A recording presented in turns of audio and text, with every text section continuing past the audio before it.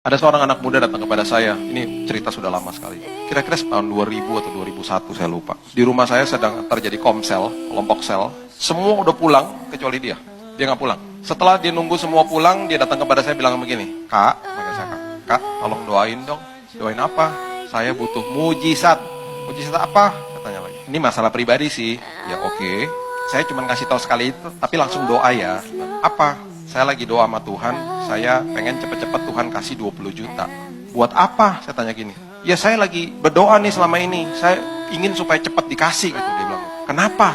Masalah pribadi tolong ya, nggak usah ditanya-tanya lagi. Saya bilang, dia bilang gitu.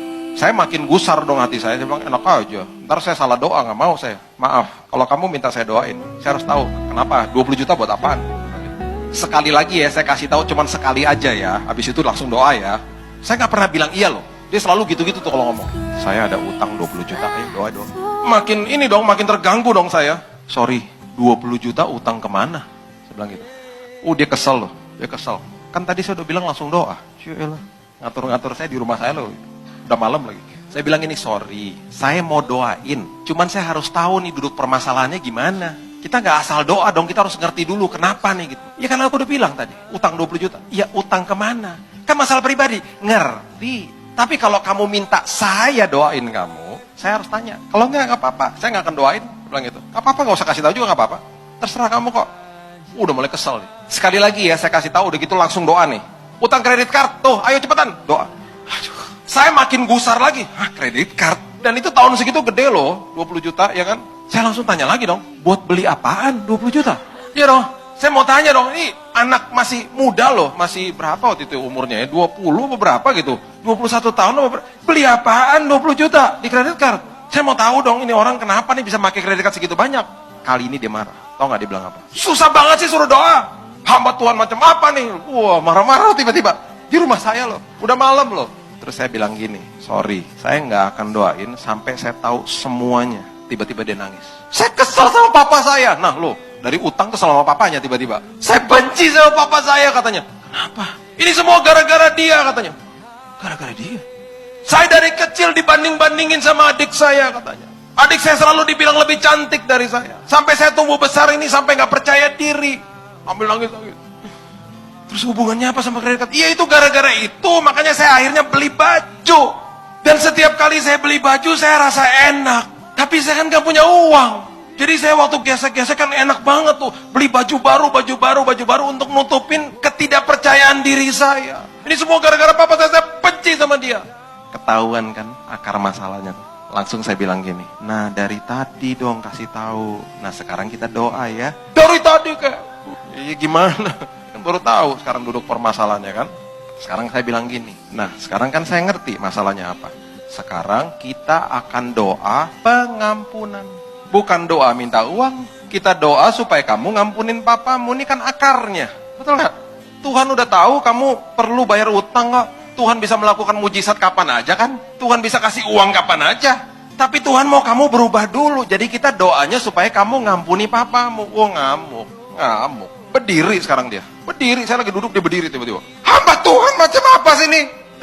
Oh, gue udah kasih tahu semuanya. Sekarang suruh doa ngampunin papa. Ngapain? Saya dalam hati gini, ditampar nih, gue ditampar nih. Dia kan berdiri depan saya kan. Aduh Tuhan, betapa ironisnya hamba Tuhan ditampar di rumahnya sendiri. Ngeri loh ngeliatin mukanya tuh ngeri banget. Udah marah-marah saya dalam ditampar. Tinggal tunggu waktu aja ditampar. Saya kaget juga dia marah-marah kan. Wah teriak-teriak pokoknya. Singkat cerita, ini akhirnya sampai jam 2 pagi. Dari jam, kalau nggak salah jam 9.30 malam, nih ngomong terus sampai jam 2 pagi. Capek loh. Akhirnya setuju berdoa. Karena saya bersikeras, saya bilang, kalau kamu nggak mau saya doakan begitu, go ahead, kamu silakan pulang. Saya tidak akan doain yang lain. Saya tidak akan doain yang lain. Tuhan bukan dewa. Banyak orang datang ke hamba Tuhan ya. Kadang-kadang jadi kultus individu tuh. Saya berapa minggu lalu tuh ada di kebaktian di Jakarta ini. Datang, Pak, ini sakit. Ayo doa Pak, doa. Buset deh. Udah kayak dukun tuh nggak rasanya? Dia bilang, Bu, tunggu Bu, bentar Bu. Kita ngobrol dulu Bu, tenang ya Bu ya. Kultus individu, ngeri kan kalau kayak begitu.